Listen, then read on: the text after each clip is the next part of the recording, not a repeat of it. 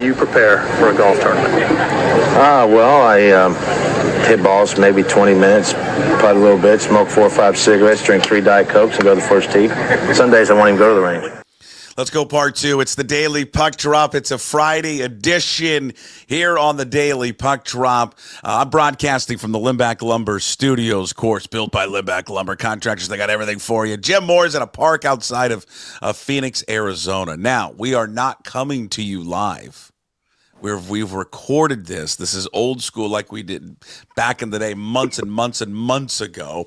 In fact, we started doing an early recording, and I'm like, hey, we're live. We're not live. We had to record this earlier, like a true podcast, because I've got my son's got a baseball tournament today in lovely Centralia, an indoor baseball tournament. Jim, have you ever done an indoor baseball tournament? The boys ever do that? Have not, but when you told me you were going to Centralia, when I heard you had a tournament, Owen had a tournament in January, I thought, oh, that's cool. You're going to San Diego or Arizona, maybe Vegas. And when you said Centralia, I was like, what? A little early for Centralia, but yeah, they have an indoor complex there, don't they? Mikey and Stevie never played in one of those, though, so that'll be fun. I've never seen it. I've heard mixed reviews about it, but we'll see. I don't know. Some people like it, some people don't. But you're playing baseball. It's kind of short. They hit like something, up on the wall that's like a double. It's some above some other line. It's a home run. Yeah, it's whatever. It's baseball. Yeah, the kids are 10. That's perfect. Yeah, it'll be fun. It'll be fun. Oh, it'd be great. And I told you about that bar to go to. You got to make sure you go to Bub's Pub. Bub's Pub. Bub's Pub. Well, what do I do with the kids? I think the kids are welcome there. Well, of course they are in Bub's Pubs. Where do we find you? What park do we find you in Arizona right now? I don't even know what the name of it is, but it's a little ways away from where I'm staying at my mom's place. And God, it's beautiful though. I mean, it's a little chilly down here. It's only supposed to be 60 today, but it's probably sunny and around, 48 degrees right now. I'll take that. You would be shocked right now. It's 39 pouring rain. Is it really? Yeah, it really is. It's amazing at this time of year that it would be that much rain. Yeah, I'm probably going to go hit a bucket of balls later and then play around on Sunday with my buddy Scott. I'm looking forward to it. F you. All right. Limbach Lumber Studios. They got old school service. They've been doing it since 1930. Great group. If you need any lumber and you want a local, guys that just know what they're doing and they're not going to BS you, give our friends at Limbach Lumber a call, 206-782-3487. I mean, you may not know anything about lumber. Well, I don't know what to get, and they're going to walk you through it. They're going to hold your hand. They're going to sit there. Guys who know what they're doing as opposed to us, right? Yeah, I don't know. You're exactly right. I have zero idea what I am doing. And Jim, of course, is brought to you by A Clean Streak. Fuck, you know that, right? A Clean Streak, professional window and exterior cleaning service owned by Brian Turner. My dogs are running laps around the picnic table here.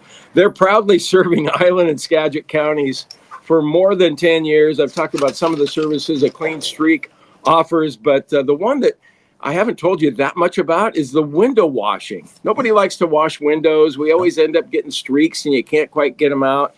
These guys are professionals. They'll handle that. They'll handle roof cleaning, gutter cleaning, pressure washing, all those dirty jobs you don't want to do. So call them at A Clean Streak at 360-395-5748, 360-395-5748, or visit cleanstreak.com and get your free estimate today.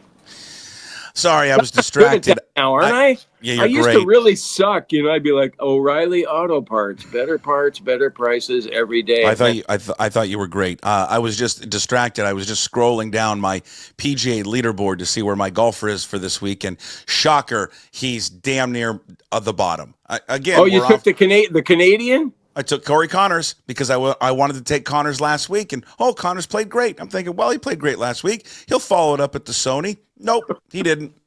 He's 121st. They're really, for people who don't bet on golf, you feel like with football, you can see some momentum, some trends, that kind of thing. With golf, you might as well just throw a dart at the field. There is no momentum. You cannot, I'm telling you, you cannot base what happened the week prior and then say,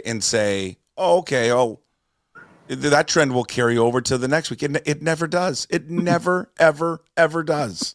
God. I'm not going to stop, though, and neither are you. I've got So Henley annoying. and Keegan Bradley this week. Well, Bradley's Henley's, at like Henley's 1 two under. back. Bradley lost in a playoff there last year. I hate watching Keegan Bradley, though. I can't stand him. Worst Can't golfer to watch. No, he's awful. He's one of those straddlers.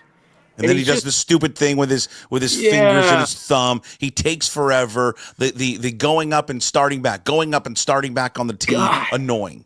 He's awful. But I like the guy. But I like him personally. Like his personality. I like him personally. I just don't like the way he plays golf. Yeah, I do not. What did you make? We got a lot on the rundown today. Oh, by the way, follow us at all the social media platforms. Follow Jim at Cougs Go. Follow me at PuckSports on Twitter or X and Blue Sky. Also, and Instagram, Puck_sports on TikTok. And, of course, we put all of our video clips up there on TikTok, Instagram, and then Facebook is simply just PuckSports. And be sure to sign up to join the Puck's Posse membership. The Dynamic Duos with Graz and Gas is out. So if you want to listen to that, just an audio version of it, you got to sign up to be a Puck's Posse member.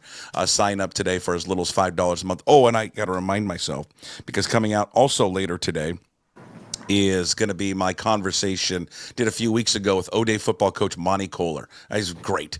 You want to talk about, if you love high school sports and you love the purity of it, and you just love the lessons that sports brings people, you're going to want to listen to O'Day football coach Monty Kohler coming out later today, because it's just, you'll be inspired. The guy's been doing it for 40-plus years, just tied the great, a few weeks ago when they won the championships, tied Sid Otten for the amount of wins as a high school football coach in our state, and he's just I don't know. He's just an absolute inspiration, a model of like what high school sports should be all about. So that will be coming out later today. All right, I remember covering high school football back in the late '80s, back in the Billy Joe Hobart era, back at Puyallup, and Monty Kohler was the head coach at O'Day back then. I mean, it was just, it's insane how long he's lasted and been so successful too. It's still going strong. All right, we got last night's Notre Dame game. We got a preview of the Ohio State-Texas game.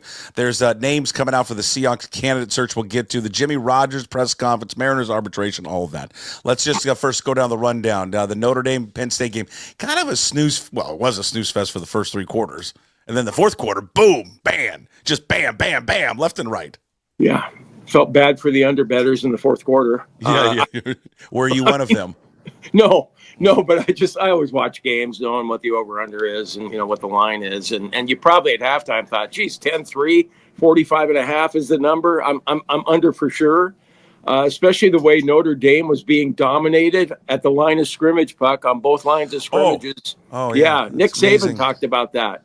Oh, did he? I also appreciate it. Did he bring that up? I thought of you at halftime because Desmond Howard basically, he didn't basically say this. He literally said this. You know what it's going to come down to in the second half? Who makes the better adjustments? He really said that. He really did say that. Go back and check it. And I laughed because I thought, wait a minute, Puck will get a kick out of that. So I'll bring it up. Better adjustments. They don't make adjustments. I mean, Notre Dame. Football. Okay, then why did Notre Dame look so much better in the second half? I don't know, just because they... Because what? Because they had a belief in themselves. They didn't do anything different. I mean, Riley Leonard Did you think Notre Dame was going to come back and win that game or even be competitive? Yeah. At halftime? Yeah, I did. Especially when they got because they always talk about that. Like, the fact is that they got the momentum when they got the field goal late, and Franklin talked about it at halftime, or in that little interview, and then they got the ball to start the second half. They always talk about that middle eight, right? You always hear coaches middle eight, but it's right, that last possession, those last 4 minutes of the half, and the first 4 minutes of the half, it always changes the game. I swear to God, that's like the one constant in football. If you win those 8 minutes, most of the time it feels like you win the game. So, yeah, I mean, I think that field goal was because they made the field goal and they're like, we didn't play all that well. We're down 7. And Drew Allar, first of all, if I hear anyone talk about Drew Allar being a first-round draft pick, no way. That dude is terrible. He's terrible. Hey, wait a minute. How can you come out and say that? Come on. No, you can go ahead and say whatever you want. I don't get it really. But, do you think he's a first-round NFL quarterback? Honestly. No, and he's already announced he's going back to Penn State. All right. So leave the kid alone. I mean, this is not the time to be ripping on Drew Allar because I felt sorry. Didn't you feel sorry for him after the game? I did not. No. Why? I don't like him. That's a college kid, and he looks like he's 14 years old. I don't like him. He looks like a spoiled brat on the sidelines. No, he doesn't. He looks like a baby-faced kid. And I look at him, I'm going, God, you're one of the best quarterbacks in the country, and you look like you're 14. No, he's not one of the best quarterbacks in the country. He's not. Well, I mean, okay, wait a minute. Talk to Kuiper and Rob Rang and all these guys. Talk to them all. He's top 10 or top 15. Okay, maybe in a bad quarterback class. I mean, come on, man. That other guy after the first half, Leonard, I thought he was so bad that they needed to stay with that Angeli guy. Now, I was wrong about that. I would have kept Angeli out there, wouldn't you? I'm telling you, that backup Notre Dame quarterback looked better than Drew Allar. I've watched a lot, not a lot, but I've watched several games this year with Penn State, and he is always on the sideline bitching and moaning, Drew Allar. He's always just got this little look on his face, like he just comes across as, I'm better than you, country club. Don't tell me what I can't do because I've been given everything I want in life. I just don't like him. I mean, so that's clouding my judgment. I don't like him. I don't know a damn thing about Drew Allar. I do feel sorry for him that he threw that interception last. Well, yeah, yeah, that sucks for him, but because I was talking to my wife about it. I mean, it's a football game, but still, you're one step from winning a national championship. And for Penn State, some of the disappointment they've had that it could have been erased with, beating Ohio State or Texas in the next game, and you're right there on the doorstep. That kid, the rest of his life is going to be thinking about that pass. That's true. I get it. God, you have a heart. You really do. It's amazing at times that you do, but you do have a heart. Well, yeah, and I don't know. I was torn. I've got a buddy that really likes Penn State, and so I was kind of rooting for them. But then I had some action on Notre Dame. So it was a weird game. I was sitting. Mary Lou had a meet last night, so I'm like watching that and then watching it on my phone at the same time. And someone turned to me, "Hey, it kept bugging me. Hey, what's the score? Let me see." And I wanted to turn around at some point and go, "You have a phone? You have an app on your phone where you can watch the game." With him just asking you for a score. God, you're a dick sometimes. Just pull it up. Hey, what's the score? Just pull it up on your phone. You can watch it. A fellow gymnastics parent, you didn't like what he was doing. You're giving Drew Allar a hard time on the hardest side of life. You have your own phone. What's next? You can. Well, there'll be plenty. Of things what's next? You're going to rip the Seahawks for whoever they're bringing in to interview? Sure. Oh yeah, we'll get to that. Yeah, we'll get to that. You don't like any of them? Well, one of them is just because they've got which sucks. It's a sucks, because of what they do with their diversity training or their hiring. But one of them is only just because he's black, Thomas Brown. What makes you think that? Have you seen Thomas Brown's offenses? I mean, did you see the Bears? Well, I don't know. Where do you think Thomas Brown right now as an offensive coordinator is gonna be a viable candidate? Like I don't like the system. I understand the system, but that's why he received an interview. I mean, that's just, okay. I like to think that he's a viable candidate, and they must see a lot in him. And it's just like Mike Kafka. You're right, or Matt Kafka, whatever the hell his name is. Well, it's like when the Seahawks. Remember, this is why I like the premise of the system because I do believe. There's been so many years, God, we pivoted right from Notre Dame to this, where minority candidates haven't been given a fair shot to interview for jobs, right? And that's why they put in the Rooney Rule. Here's the problem with it. These teams, they don't really adhere to it. They don't really care about it. So, like, the Seahawks really don't care about Thomas Brown. It's like when they hired Pete. Remember when they hired Pete Carroll? Okay, right. We all remember when they hired Pete Carroll. Do you know the day? I don't know why I asked that. No, I don't remember. No, I forgot about that. You mean when Mora just got dumped on? Do you remember the day? So the day that they were going down to Los Angeles to interview Pete Carroll, to basically give him the job. They were giving him the job in L.A. That day they were interviewing Leslie Frazier for their head coaching job. Do you think Leslie Frazier was really a candidate for that job? Or were they fulfilling the Rooney Rule? They were fulfilling the Rooney Rule. So that's my point. I don't know how you get around. I mean, how do you? I don't know. What's the solution to that? I don't know. Maybe there's not a perfect solution. I just wish these teams it'd be like a serious candidate, right? Like we're seriously absolutely 100% like committed to interviewing this individual. Yeah, it's I have a hard time with that one. Of course, I'm just, some old white guy, and I don't know what it's like to walk a mile in a black man's shoes. I have no idea. But I also like to think if I were a black man and I was being interviewed for a job, I want to be hired based on the merit that I offer. I want to be hired not necessarily because I'm a black person, but because I'm the best candidate overall. That's the way I would feel about it, I think, but I'm not sure. Maybe my head's in the sand, and maybe but it's about stupid. I don't know. Yeah, it's about getting an opportunity. It's about getting a foot in the door. So maybe someone would say, "Hey, listen, yes, they're fulfilling the Rooney Rule, but maybe Thomas Brown gets his foot in the door, then all of a sudden surprises Seattle, and then he becomes a candidate for their offensive coordinator job." Maybe that was the case. I know there's that story that's always told back in the day when the Steelers hired Mike Tomlin maybe that was the case with Tomlin, but then Tomlin got in and Tomlin wowed him, and they're like, okay, that's unbelievable. But if you just take a look at the work of Thomas Brown, I would just say if you watched that game a few weeks ago against the Bears, is that who you want running your offense? It's the same, like Thomas Brown to me fits in the same category as Mike Kafka. Like, no, Mike Kafka has done nothing in the NFL. I brought it up to Garafolo on yesterday. I asked him, I said, Mike, what's the deal? You're there in New Jersey. You've covered the Giants. What's the love affair? And he laughed because he's like, I don't know. He goes, there's jokes and texts across the NFL among like his peers. They don't get it. So it's not just me. You brought it up. People don't get it. Didn't he have a connection with Patrick Mahomes? Yeah, Patrick Mahomes said he liked him, or like, oh, I love Mike Kafka, and like all of a sudden he became like Patrick Mahomes' best buddy, and like, oh, well, if Patrick Mahomes likes him, like everybody else should like him. Yeah.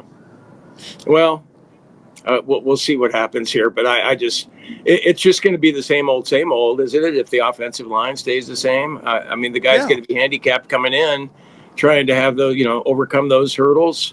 So. I like the idea, not knowing anything really about him, just reading briefly up on his background. I mean, I do like the idea of the guy with the Lions because one, you're getting a guy that's coming from that system. They clearly like that system because they tried to, at least they flirted with Ben Johnson a year ago for the head coaching job. They flirted with their passing game coordinator for the OC job.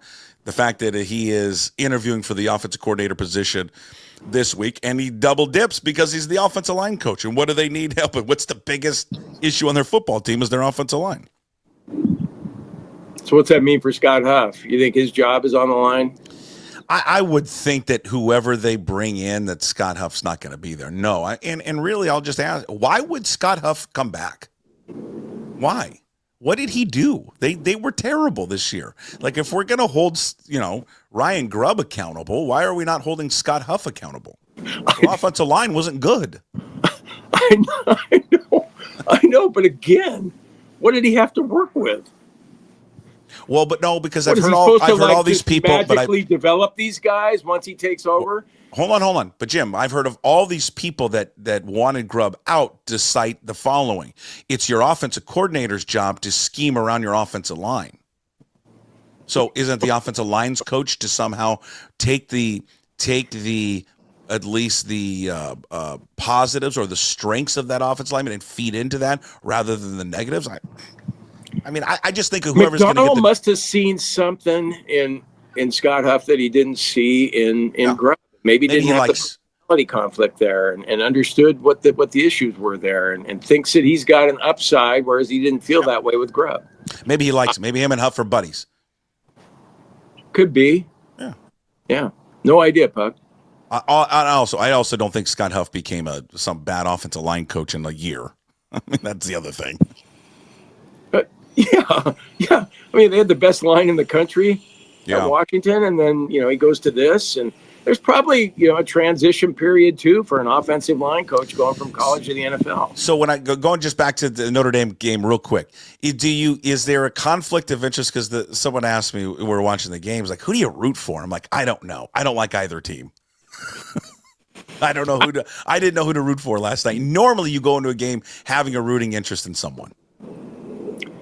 Yeah, I wasn't really all that fired up about either team. Yeah. James Franklin, I I don't know. Do you feel bad for him? I saw that graphic they threw up there. He's 1-15 against top 5 teams. Do you like him, or does he bother you too? See, maybe that's why I don't like Drew Allar, because I just don't like James Franklin either. Well, Franklin was a class act in the post-game media session, though.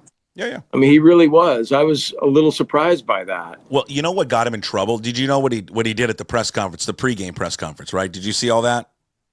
No. Well, when he basically, Marcus Freeman is sitting right next to him, and he's like, blah, blah, blah. He's like, hey, it's, this is a, game that's really big for our conferences. And then he caught himself, and he did this intentionally. Our conferences. Oh, excuse me. Just our conference. and then he later said about how, and I agree with him on this one, but he was doing this to poke the bear. And he's like, we need to have some uniformity in college football. And one of those uniformities is that everyone needs to be in a conference. Marcus Freeman is sitting right next to him. So he's basically just saying Notre Dame needs to get on board and join a conference. And so, I mean, you don't think Notre Dame used that as some type of motivation? So you know what, Jim, back to your point, that second half adjustment, that's what it was. Well, that seems kind of lame to say that in the moment, doesn't it? When that team that didn't have a conference just beat you. Well, no, but he said it before the game. Oh, okay. Before the game. All that right. was the pregame press conference. No, I don't. That's the first Notre Dame game I've seen all season. I've never liked Notre Dame. I mean, I go back to the days when I would wake up Sunday morning waiting for the 10 o'clock NFL games, and Lindsey Nelson would be doing the Notre Dame highlights, because they're a national team. Everybody knows that they're a national team, but I've never really liked them. He makes them. I saw I was in the car listening to a little bit of it, and whoever was on the call made a great point. They are very unlikable, but Marcus Freeman makes them likable, and I would agree with that, because I do like Marcus Freeman, the coach. Oh, Marcus Freeman, I don't know much about him, and then my wife started doing some Google searches on him. I bet she was doing a lot of Google searches on Marcus Freeman, like a lot of wives. Beautiful wife, Puck. Did you notice that? I have not seen the wife, but I mean, he's a beautiful man, so I can see why many women would be Googling Marcus Freeman. He's got 6 kids. He's how many years old? 39. He's got 6. Jesus. And he's a head football coach at Notre Dame. Okay, now I like his demeanor. I like his demeanor on the sideline. You imagine most coaches that pass interference call, which I thought was pass interference on the interception in the end zone. Yeah.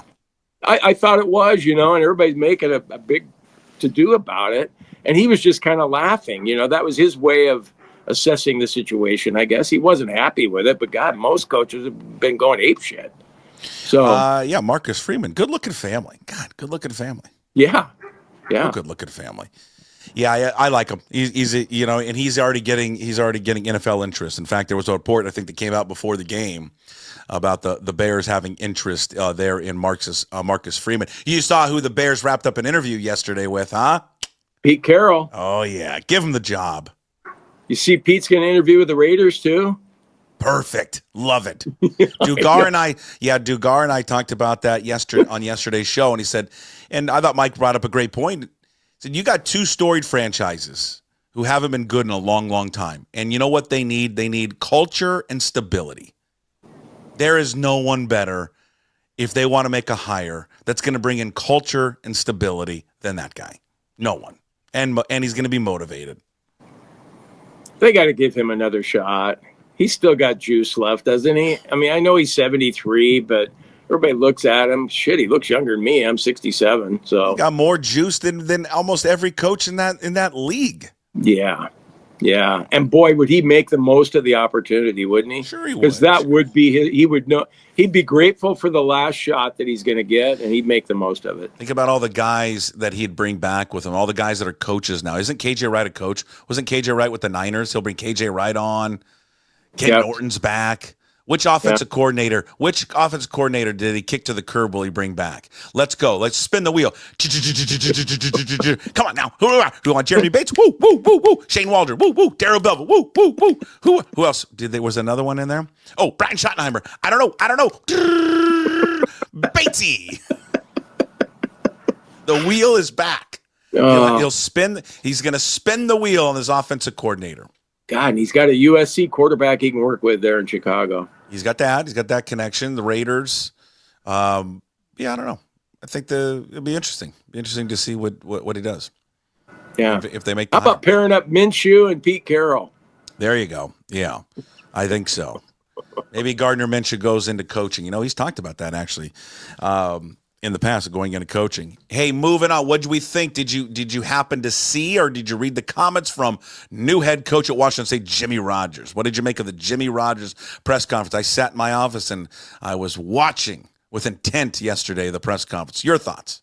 Yeah, I watched it later on yesterday. I didn't watch it live, but yeah, I was impressed. I thought he was great. I thought he handled the room really well. He seemed a little nervous to me, but I think he captured all of us, didn't he? With his talking about, and I know Husky fans will laugh about it, and probably other people too, about us being national contenders. But you can make a case for that, especially as he pointed out, Boise State, which is a future member of the Pac-12. They made it this year, the Mountain West champions, into the playoffs. So what the hell, man? I almost teared up when he said some of the things he said, when he said the Palouse is beautiful. I was like, yeah, check. And then when he said, no one's ever said this, Pullman is Washington State and Washington State is Pullman. Yes. Give How me more about of that. Yes, Jimmy, I'm going to hug my computer. You're all in. You're all in. There's Pullman is Washington State. Go Cougs, Jimmy. I'm always convinced there's no coach that ever really loses the podium game. Like every coach kind of wins it. Mike Tomsula did. Mike Tomsula lost it. Yeah, that's right. He wasn't in great. San Francisco. That's right. Right after it was over, you're like, why'd they hire this dolt? I forgot about that. Yeah, Ron Jeremy part 2. I forgot about that. How about the shots across the bow to Jake Dickert? Did you pick up on those? Oh, the states that border us, we're gonna recruit those states. That's one where he said, "Hey, we're gonna put a priority on recruiting in the state and the bordering states." For people who don't remember, if you're a non-Coug fan, that was Jake Dickert's line in the Wake Forest press conference about where he bitched and moaned about how it's so much better in Wake Forest to recruit because when he was at Washington State, he was surrounded by Canada, Idaho, and Montana. Just a stupid comment. I love how Rogers used that yesterday, and then also the loyalty thing. He goes where he said, "Hey, I'm a loyal person. I know people have heard that around here recently and don't want to hear it, but I am a loyal person." That was another shot across the bow, and he took a shot at, hey, watching the Holiday Bowl about how, hey, next season, I watched those guys, but in reference to kind of the slide at the end of the season, we won't have a coaching staff that's distracted. Jesus, man, it was like 3 of them. No, he did, but I got to admit, if I'm a South Dakota State Jackrabbit fan, they're not happy. I'm watching my coach going, "Oh, he's full of shit, man." Well, of course, just like we did with Dickert when he did the Wake Forest press conference. So I got sympathy for them. I mean, I don't like that we've got 15 of those kids coming to our 15, school. 15. Think about that. I mean, they've that program has been gutted. I know, do you like that? I don't like that. No, of course I don't like it. Hey, Jackrabbit fans, we don't like that. I mean, it's the way of the world. I don't, but this is why I'm not going to invest in knowing any of these players anymore. I've told you that before. I'm not investing any more time. I don't care about the names. I'll be honest with you. I looked at who we got. I didn't even bother to learn these kids' names because I don't care anymore. All I care about is their numbers, what position they play. We got a bunch of running backs. Great. I'll learn their numbers. I'm not going to learn their names anymore because it doesn't matter because it's all transactional. They're all hired assassins. It doesn't mean anything anymore. They didn't grow up wanting to go to school there. They're all transactional players. That's it. It doesn't matter anymore. Don't learn their names. Don't bother to learn their names. Just learn their numbers. That's it. And you're going to be happy. Well, is there a way around that, Puck, as far as like if you're a coach, how would you feel about it? Like if you're Dickert going to Wake Forest and if you're Rogers coming from South Dakota State to Washington State, just say, hey, I understand, kids, that, I coached you for a long time, but, you should really stay there and be a jackrabbit. No, I'll tell you why. Because he said it in his press conference, and he's right. He's 100% right. These guys aren't committing to the school. They commit to the coaches. They don't commit to the school. They don't. I know we all want to think, they love Pullman. It's not they don't love Pullman. It's they love the coaching staff. They love the position coach. They're going to go where their position coach and their head coach goes. That's why you got several guys who left who were on the team. The Carlos Hernandez's of the world and Kalani went because they committed to Jake Dickert. They committed to that position coach. It's why the recruits went there. It's the same thing with him. Those guys committed and grow up like, oh, I can't wait to be a jackrabbit. I mean, maybe some of them did, but they went there because of him and their coaching staff. Yeah, it was a mistake for him to make that loyalty remark. I know we all ate it up and, wanted more, but if we were a national contender, like if Washington State makes the 12-team playoff next year or in years to come, as soon as that happens, he's going to get offers to triple or maybe even quadruple his salary to go somewhere else. And but just don't worry about it. If he has success in 3 years, then great. Then that means if he's getting a job in 3 years, that means they're good. No, I know, but then it's going to be like, well, so much for that loyalty you told us about in your press conference. I don't think he was talking about. I think he's loyal. I think people misconstrued what he was saying. I think he's loyal to the place that he's at the time, and he's loyal to the players at the time. I think that. I mean, again, that's what he was trying to go. Well, loyal's too strong of a word, then. Yeah, but I think you can be How about loyal. Committed? I think you can be loyal, okay, or committed to something while you're in there. But then at the same time, and what he said later, if you're given an opportunity, I mean, these guys do carry a heavy weight on their shoulders. When they do get another opportunity to make more money and their assistants get an opportunity to make more money, that is empowering and benefiting and helping out those families because they're going to get more money. Did you happen to catch a couple of his he misspoke a couple times? Well, he needs to understand it's unconditional.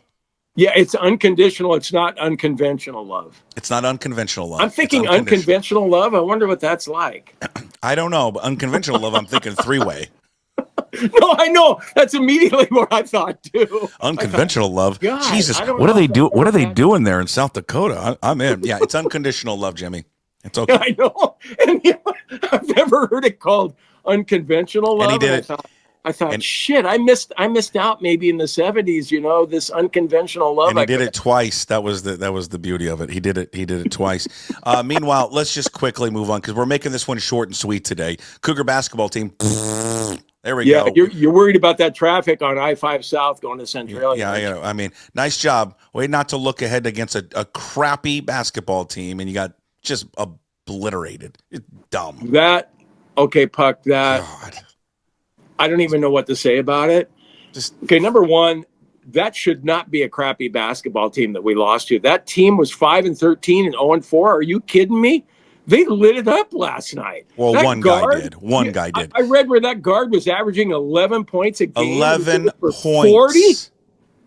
Yeah, but a lot of it is like their defense. What are you doing? And come on, I know that we deserve to lose that game. I know that. But don't you think the basketball gods could just throw us a bone and just say, you know what, we're going to let that kid shoot that three, but it's going to go off the iron, and you guys are going to survive and win by 2? But no, you're like, fuck you, basketball gods. God damn it. I get sick of having bad luck being a Coug. Well, how about not switch? Hey, first of all, how about not switching everything? Put Lawan Watts on him. Don't switch it. Don't have the guy, have your guy that's guarding the inbounder sag off on a little bit on him because, listen, they're not going to throw it back to that guy. They're getting it to one guy. One guy they were getting the ball to. Double team him. They were trying to do that. The Iceland kid fell. They weren't double team. No, he got tripped, by the way. Well, okay, but you couldn't tell. It wasn't intentional. No. Oh, yes, it was. Yes, it was. Was it? 100% it was intentional. 100%. That was. If he hadn't gotten tripped, even if it was intentional, unintentional, whatever, he would have gotten over there, and he would have been double teamed at that point. No, they switched it. They were going to switch it. They switched it. I don't know. Shit, the kid was trying to get over there. I'm just saying you have the guy guarding the inbounder, and then you sag off of him, and then you just find Washington. Face guard him. There's one guy that was going to beat you. One. And if some other scrub hits a 3, you live with it. Not that guy. Not that guy. And then the other thing, too, is I like Calmes. He needs to stop playing hero ball and get the ball to other people. What did he remind you? He remind you of TJ at the end? 100%. And that's on David Riley too. That ball should have been in Lawan Watts' hands for the final 3 minutes of the game, and let him go one-on-one and then be able to penetrate and dish and all that. That just was terrible. Well, Lawan's a terrific free throw shooter too. Yes. How can a kid who's white from Iceland not be a good free throw shooter too? Well, he has. How's that possible? I mean, he did miss 2. Yeah, those were crucial. At the time, I thought, well, we should still survive, but yeah, it didn't happen. And then now you got to just like face Gonzaga tomorrow, and you're going to be worn out. Just the players we're playing, why not? And Garrett, they'll probably be good next year, but they're not that good now. They wouldn't even be playing without our injuries. They don't have any depth. That's their problems. They have zero depth, and it's starting to show. They don't have anyone that can back up Calmise, and I don't know. It was disappointing. They should have just easily walked by that team and then get ready for a huge game on Saturday. Maybe it's a good thing for them. Maybe it wakes them up for Saturday. I don't know. But, yeah, that was disappointing.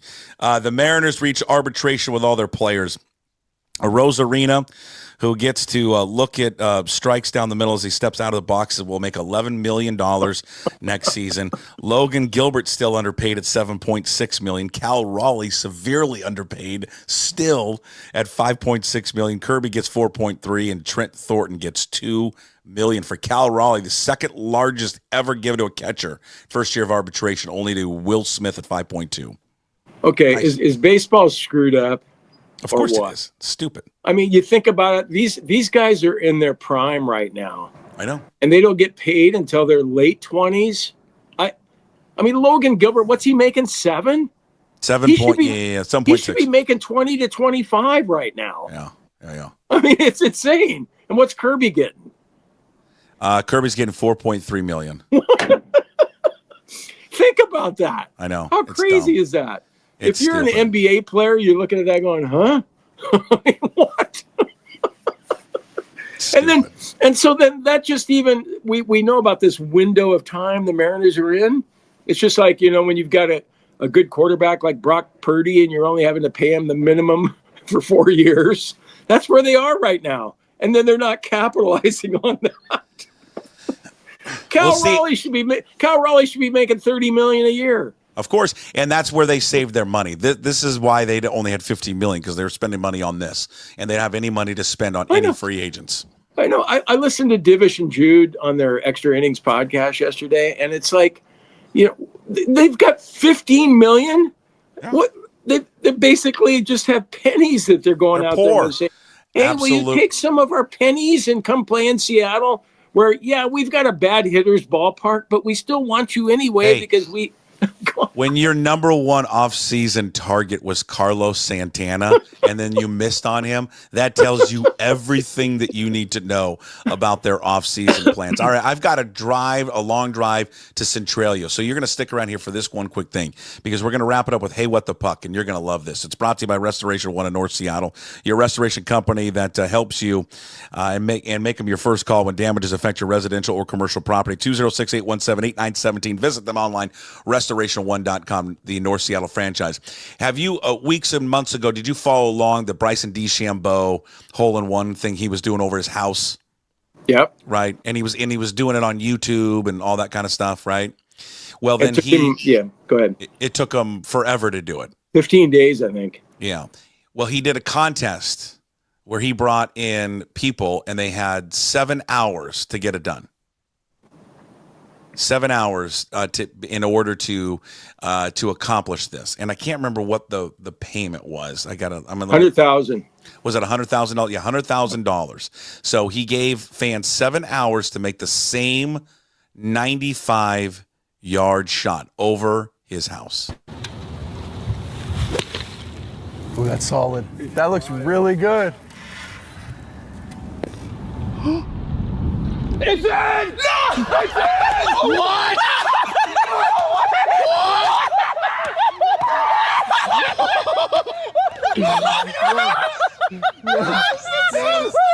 So this guy made it on his fifth swing. Fifth swing.